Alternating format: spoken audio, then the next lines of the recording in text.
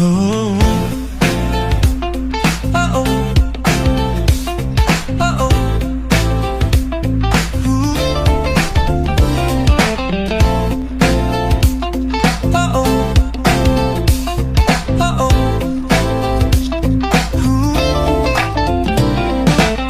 Kinikilig ako, itong epekto mo. Kulang na lang tumakbo ako sa banyo. Nakakatakot ka, sumusobra ka. Nakatatak sa isip kong itis sa iyong mukha. Naku ka na yan, puro ganyan na lang. Wala ka nang alam gawin kundi magparamdam.